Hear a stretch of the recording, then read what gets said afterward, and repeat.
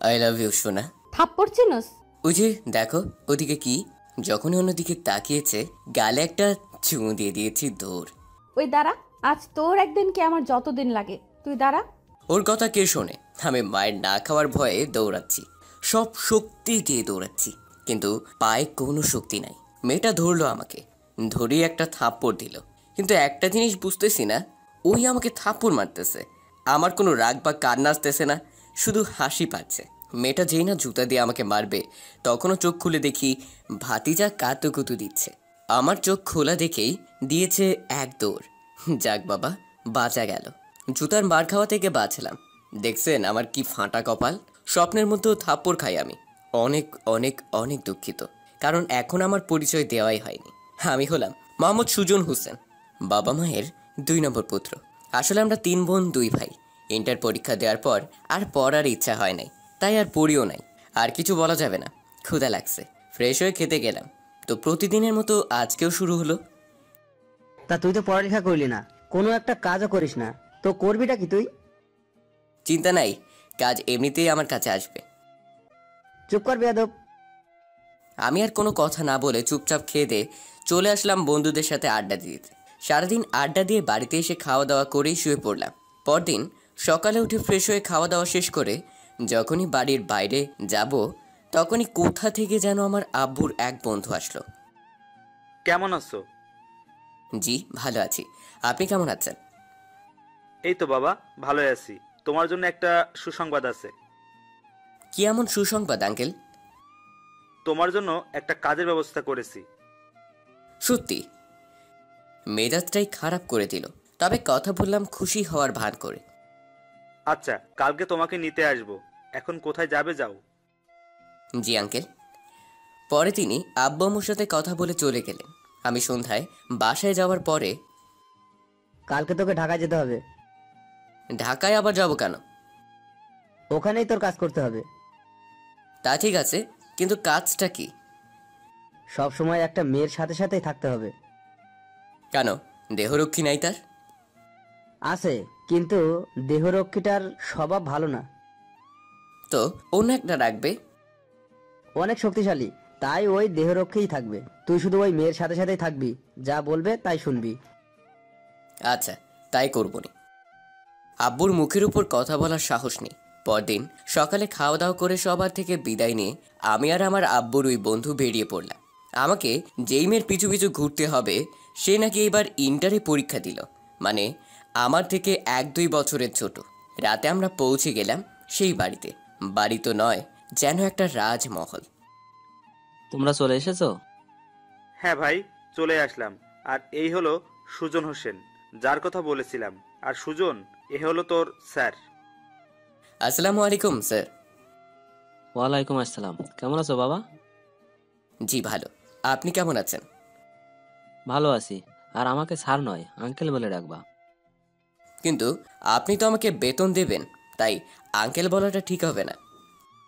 ওইসব বাদ দাও, তুমি আমাকে আঙ্কেল অথবা চাচা বলে ডাকবা। জি, তাহলে আমি চাচা বলেই ডাকবো। আর উনি হলেন আমার স্ত্রী, একে তাহলে চাচি বলেই ডাকবা। জি আচ্ছা। তারপর সবার সাথে পরিচিত হয়ে খাওয়া দাওয়া করে আমার জন্য যেই রুম বরাদ্দ ছিল ওই রুমে চলে আসলাম। রুমটা অনেক সুন্দর করে সাজানো, মনে হচ্ছে আমি কোনো অতিথি, তাই এভাবে সাজানো আছে। যাই হোক, অত ভেবে আমার কাজ নেই। এখন একটা ঘুম দিব, কখন উঠবো তা পরে দেখা যাবে। দিলাম একটা ঘুম। সকালে ফজরের নামাজ পড়ে একটু বাইরে বের হলাম, সকালে ঠান্ডা হাওয়া খাওয়ার জন্য, থুকু অনুভব করার জন্য। অনেকক্ষণ হাঁটাহাঁটি করার পর বাড়ির দিকে রওনা দিলাম। বাড়ির রাস্তা প্রায় ভুলেই গেছি, নতুন তো এখানে, তাই অনেক কষ্ট করে বাড়িতে আসলাম। দরজা খুলে ভেতরে যেতেই দেখি সিঁড়ি দিয়ে একটা পরী নেমে আসছে। হঠাৎ তার কথায় হুঁশ ফিরল। ওইভাবে তাকায় আছিস কেন? পরী দেখি, না মানে কিছু না, ভুলে কথাটা বলে ফেলেছি। সঙ্গে সঙ্গে দিল একটা থাপ্পড়, তারপর বলতে লাগলো, ওই হাবলা, অমন করে তাকায় আছিস কেন? অপলক দৃষ্টিতে তাকিয়েই আছি। আর তাছাড়াও মেয়েদের কাজই তো ভালো ছেলেদেরতে বকা দেয়া।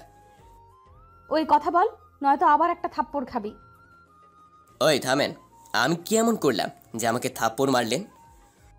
আমার দিকে ওইভাবে তাকিয়ে আছিস কেন তো? সুন্দর কিছু সবাইকে আকৃষ্ট করে, যা আমাকেও করেছে। একটা পরী দেখছিলাম। হয়েছে হয়েছে, আর বলা লাগবে না। মনে হয় লজ্জা পাইছে, গাল দুইটা লাল হয়েছে। আসলে পেতনিদের কিছু বলতে নাই। ওই কি বললি? আমি পেতনি? তোর বউ পেতনি হবে, যা। ওই তোরা থাম, কি শুরু করলি? দেখো না মা, ছেলেটা আমাকে পেতনি বলছে। ও তো এমনি মজা করে বলছে। যা তুই ঘরে যা মা। আচ্ছা মা, আমি ঘরে গেলাম। বলেই পেতনিটা থুকু পরীটা চলে গেল। আচ্ছা চাচি, আমি কি এই মেয়ে কাজ করতে এসেছি? হ্যাঁ, তা চাচি, ম্যাডামের নাম যেন কি?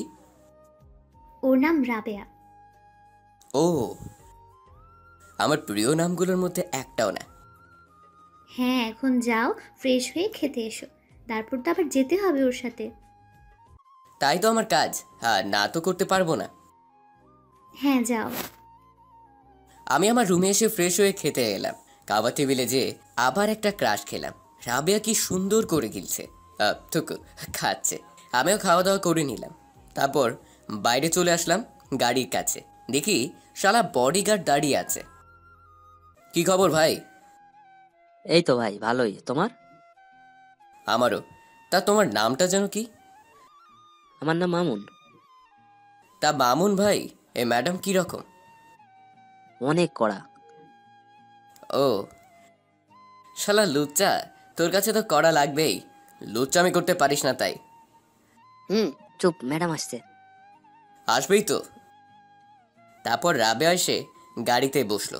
আমি বসলাম মামুন ভাইয়ের পাশে। মামুন গাড়ি ড্রাইভ করছিল। কিছুক্ষণ পর কলেজে পৌঁছে গেলাম। রাবেয়া ওর বান্ধবীদের সাথে ওর ক্লাসরুমে চলে গেল। একটু পরই দেখি শালার মামুনের লুচ্চামি গুরু শুধু মেয়েদেরকে চোখ মারছে, আরও অনেক কিছু করছে। শালার বদলে আমাকে বডিগার্ডের চাকরিটা দিলে ভালো হতো, মনে মনে ভাবছি। ক্লাস শেষে বাড়িতে চলে আসলাম। এইভাবেই কিছুদিন কাটলো। তো একদিন কলেজে গাড়ির উপর কিছুটা ভাব নিয়ে বসে আছি। হঠাৎ লক্ষ্য করলাম একটা মেয়ে আমার দিকে বড় বড় চোখ করে তাকিয়ে আছে। মেয়েটি ধীরে ধীরে আমার কাছেই আসলো। ও মা, এ তো সুখী। ও হ্যাঁ, সুখী আমাকে প্রপোজ করেছিল, কিন্তু ফেসবুকে। দেখতেও ভালোই সুন্দরী, কিন্তু আমি গ্রহণ করিনি। সুখী আমার কাছে আসলো। কি ব্যাপার, তুমি এখানে? কেন আসতে পারবো না? যাই হোক, কেমন আছো? এই তো আছি। তুমি কেমন আছো? এই তো আছি কোনো রকম। তাই এখানে কি আমার খোঁজে এসছো? আরে না, আমি তো ম্যাডামের সাথে এসেছি। কে তোমার ম্যাডাম গো? রাবেয়া। ও, ওই পেতনিটা? আরে আরে, পেতনি বলছো কেন? দেখতে একটা পরীর মতো। সে যাই হোক, আমার ওকে একদম পছন্দ হয় না। তা কেন পছন্দ হয় না রাবেয়াকে? আমার চিরশত্রু।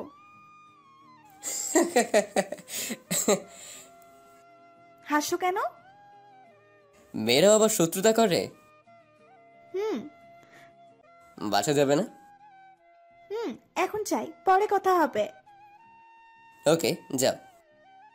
হুম সুখী চলে গেল। তারপর আমি পেছনে তাকিয়ে দেখি রাবেয়া আমার দিকে রাগী দৃষ্টিতে তাকিয়ে আছে।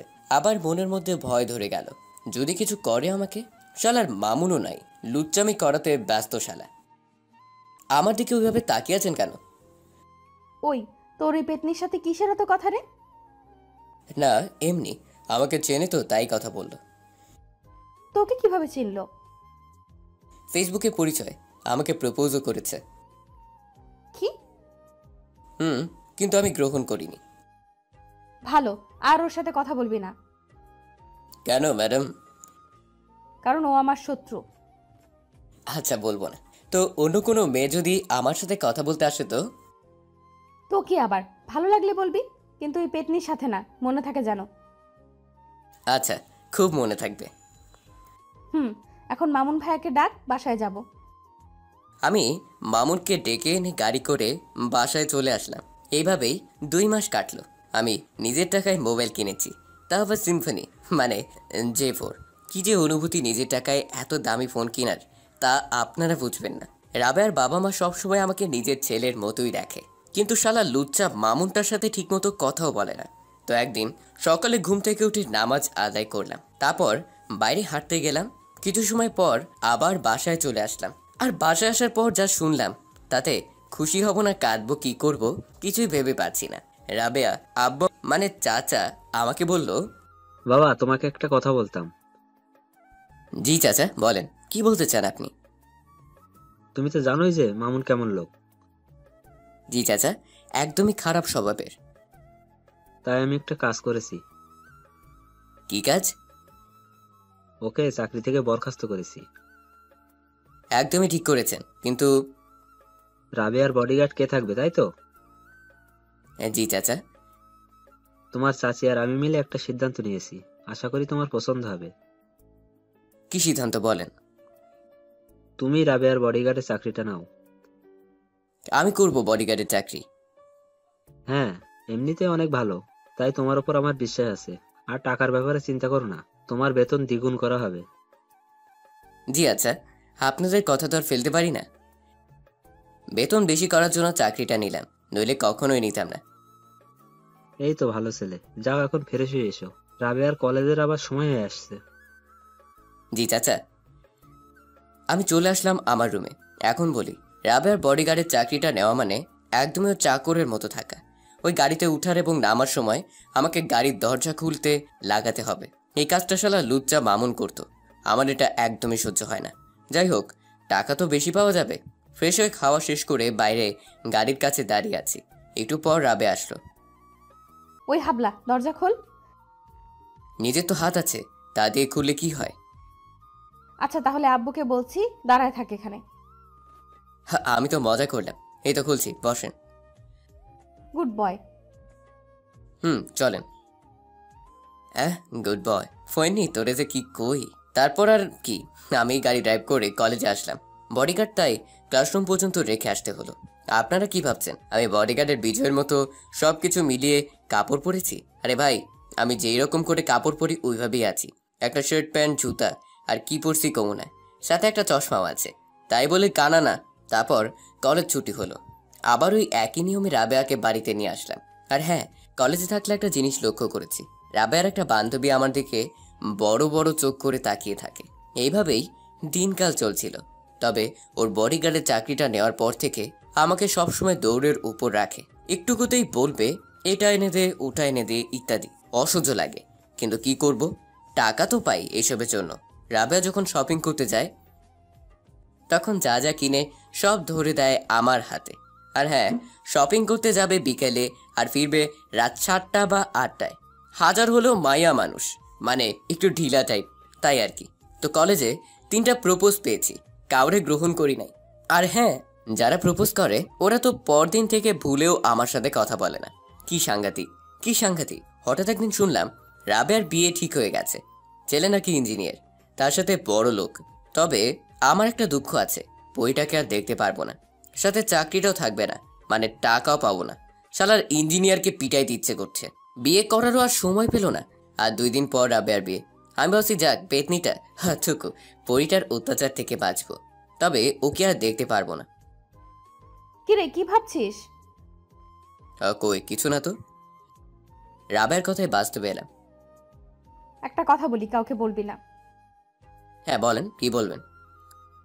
আমার না ছেলেটাকে একদমই পছন্দ হয়নি। ও মা, হবু বরকে পছন্দ হয়নি? এ কেমন কথা? ওই হাসবি না একদম। আচ্ছা। আর একটা গোপন কথা বলবো, শুনবি? হ্যাঁ বলেন। আগে কথা দে, কাউকে বলবি না। ওকে, কথা দিলাম, কাউকে বলবো না। তো শোন, আমার আর ওই ছেলের বিয়ে হবে না। মানে কোন ছেলে? আরে ওই হাবলা ইঞ্জিনিয়ারটার। কেমনে সম্ভব এটা? ওকে এমন ভয় দেখিয়েছি, ওই বিয়ের রাইতেই পালাবে। তাহলে আপনাকে বিয়ে করবে কে? আরে গাধা, বিয়ে তো হবেই না, বর তো নাই। তা ঠিক, কিন্তু আমাকে এসব বলছেন কেন? যদি আমাকে কাউকে কিছু বলি তো? তোর উপর ভরসা করা যায়, আর আমি জানি তুই বলবি না। ধন্যবাদ এতটুকু ভরসা করার জন্য। চল শপিং করতে যাব। বলে আমার গালটা টেনে দিল। একদমই আজব ব্যাপার। আর এই প্রথম অন্য কোনো মেয়ে আমার গাল টানলো। তারপর আমরা শপিং করতে গেলাম। শপিং করতে এসেই সুখীর সাথে দেখা। কেমন আছো সুজন? এই তো ভালোই, তুমি কেমন আছো? আমিও ভালোই আছি। ওই তোমার শার্টের কলার এরকম হয়ে আছে কেন? ধন্যবাদ। তারপর অনেক কথাই হলো, সুখী চলে গেল। আমার দিকে কেউ রাগী ভাবে তাকিয়ে আছে। এমন মনে হলো যেই না মাথাটা ঘুরালাম, দেখি রাবেয়ার চোখ কান লাল হয়ে গেছে। চল বাসায় চল। এখনো তো কিছুই কিনলেন না। আমি বলেছি বাসায় চল। আমি আর কিছুই বলিনি, রাবেয়াকে গাড়ি করে বাসায় নিয়ে আসলাম। রাবেয়াকে বাসায় এনে যখন গাড়ির দরজা খুলতে গেলাম, দেখেও আগেই দরজা খুলছে। আমি রাবেয়ার কাছে যেতেই ঠাস ঠাস করে 2টা থাপ্পড় দিল আমার নরম 2 গালে। আমি তো পুরাই অবাক। আমাকে বিনা দোষে আমাকে থাপ্পড় মারার কি আছে? আমাকে এভাবে থাপ্পড় মারলেন কেন? তোকে বারণ করার পরেও তুই ওই ডাইনির সাথে কথা বলতে গেছিস কেন? কোন ডাইনি? সুখীর সাথে। ওই তো কথা বলতে আসলো। কথাই যখন বলছিলি তো তোর গায়ে হাত দিল কেন? আমার শার্টের কলারটা ঠিক করে দিল। কেন তুই নিজে ঠিক করতে পারতি না? আর আমি কি বুঝতে পারছি নাকি যে ও এরকম করবে? হয়েছে হয়েছে, থাক আর মিথ্যা বলা লাগবে না। আমি আবার কি মিথ্যে বললাম?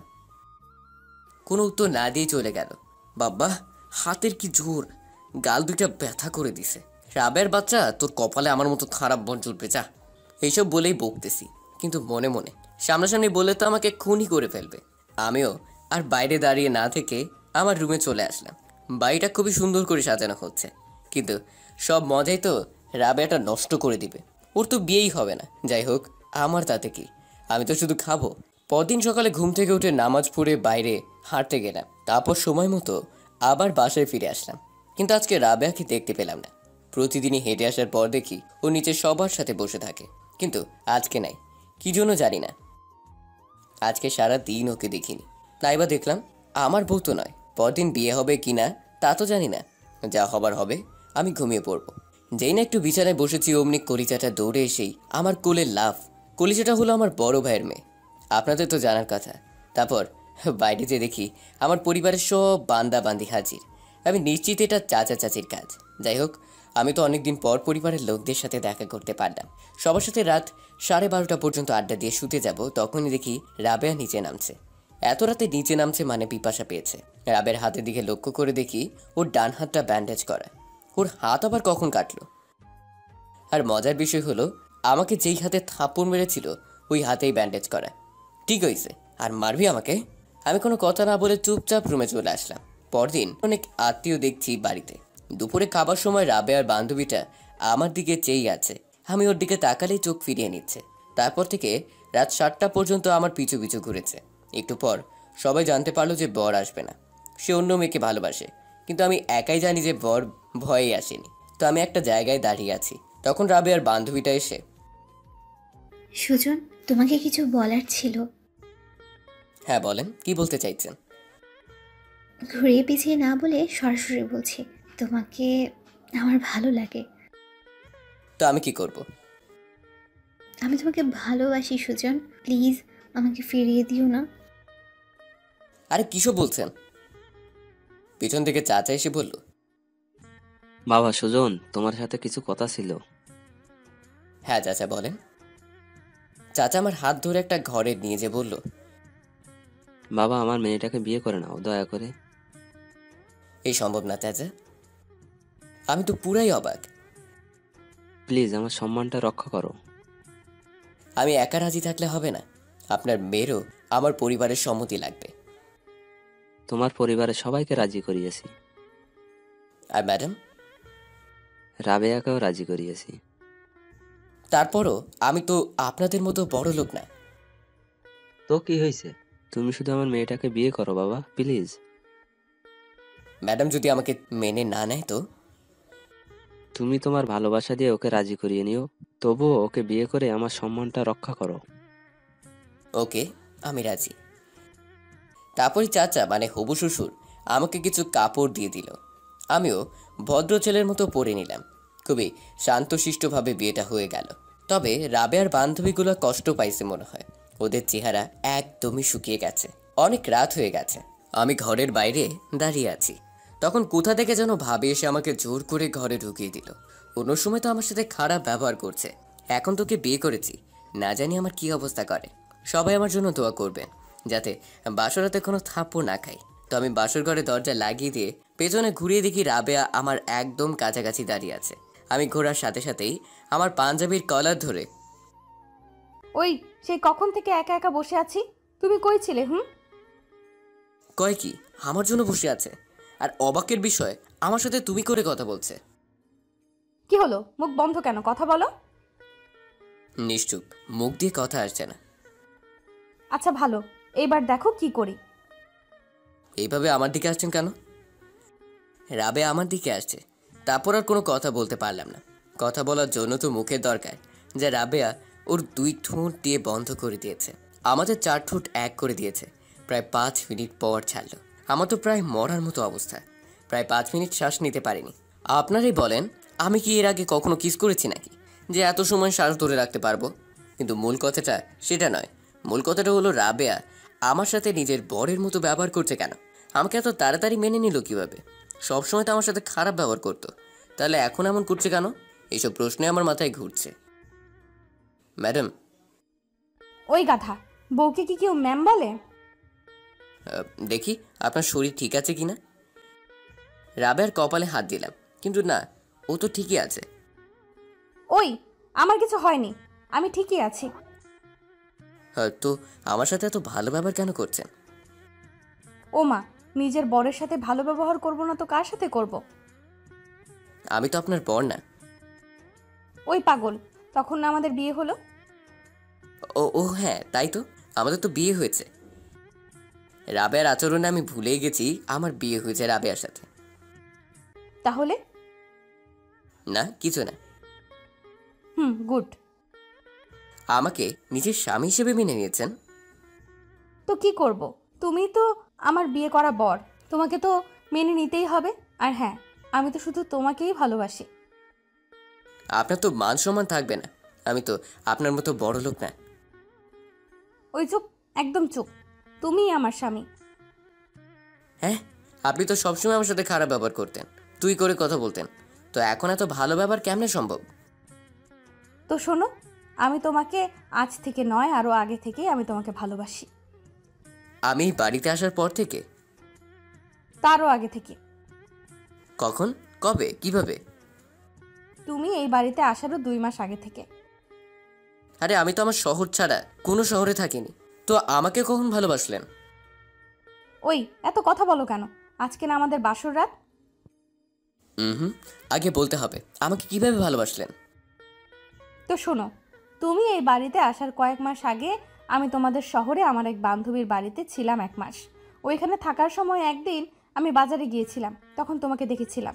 দেখি তুমি মাথা নিচু করে হাঁটতেছো, কোনো মেয়ের দিকে তাকাওনি, আবার সবার সাথে ভালো ব্যবহার করছো। তখন তোমাকে দেখেই ভালো লেগে যায়। তারপর পিছু পিছু তোমাদের বাড়ি গিয়েছি, তোমার সম্পর্কে খোঁজ খবর নিয়েছি। সবাই বলছিল ছেলেটা অনেক ভালো, এলাকার সবাই পছন্দ করে তোমাকে। এইভাবে পুরো 1 মাস তোমাকে ফলো করেছি। আমিও নিশ্চিত হয়েছি যে তুমি ভালো ছেলে। ওই 1 মাসের মধ্যে কখন যে তোমাকে ভালোবেসে ফেলেছি জানি না। তারপর খোঁজ নিয়ে জানতে পারলাম আমি তোমার বাবার বন্ধুকে আমার বাবা চেনে, তাই তোমার বাবার বন্ধুকে হাত করেই তোমাকে আমার কাছে এনেছি। আর যার সাথে আমার বিয়ে ঠিক হয়েছিল তাকে অনেক ভয় দেখিয়েছি। কি বলবো কিছুই বুঝতে পারছি না। তারপর রাবেয়া আবার বলল, কি হলো, কথা বলছো না কেন?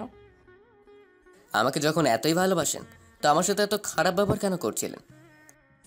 আমি তোমাকে দেখেছিলাম যে তুমি কেমন করো এমন ব্যবহারের পরেও, কিন্তু তুমি ঠিক মতো কাজ করছো, কোনো অভিযোগ করনি।